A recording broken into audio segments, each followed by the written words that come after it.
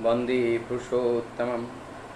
व्यक्ति स्वार्थ किसका अटूट रहता है, अर्थात किसका व्यक्तित्व प्रबल रहता है और अखंड रहता है, किसका व्यक्तित्व सुंदर सुदृढ़ रहता है। इस बात पर चर्चा करते हुए हमारे परम पूज्य पाद श्री बौद्धा कहते हैं कि व्यक्तित्व सुंदर सुदृढ़ अखंड बनाने का एक ही रास्ता है और वो है इष्ट स्वार्थ प्रतिष्ठा। वो कैसे?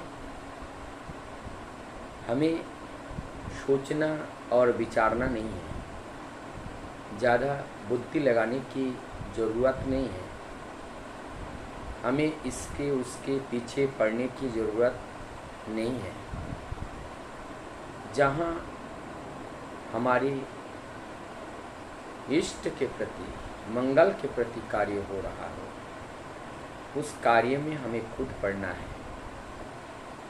कौन मेरा शत्रु है, कौन मेरा मित्र है, कौन हमें समर्थन कर रहा है, कौन हमें समर्थन नहीं कर रहा है, ये सब सोचने विचारने की बात नहीं है। अल्प समय है, 2 दिन के लिए आए हैं। निरंतर हमें सर्व इंद्रिय से का प्रयोग करके जो कार्य प्रभु के लिए हो, मंगलमय हो, मंगल कार्य हो, उस कार्य में निश्चित रूप से हम सहभागी बनेंगे। ऐसा व्यक्तित्व जो होता है, उसका व्यक्तित्व कभी टूटता नहीं है। हम पीछे नहीं हटेंगे, हम इष्ट स्वार्थ प्रतिष्ठा का कभी विरोध नहीं करेंगे।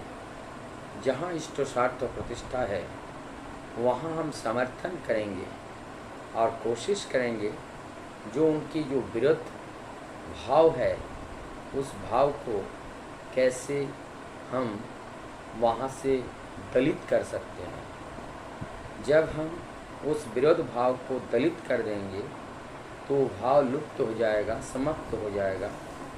वो भाव स्थान परित्याग करके दूसरे जगह चला जाएगा।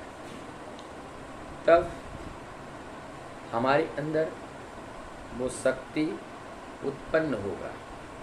जब तक इष्ट के प्रति, सत्य के प्रति हमारा विचार बुद्धि प्रबल नहीं होता है, सत्य के प्रति हम दृढ़ स्वर से छीना तान करके जब तक हम खड़े नहीं हो पाते हैं, तब तक हम ठीक ठीक उस परम पिता के पथ पर चलने लायक नहीं हो पाए।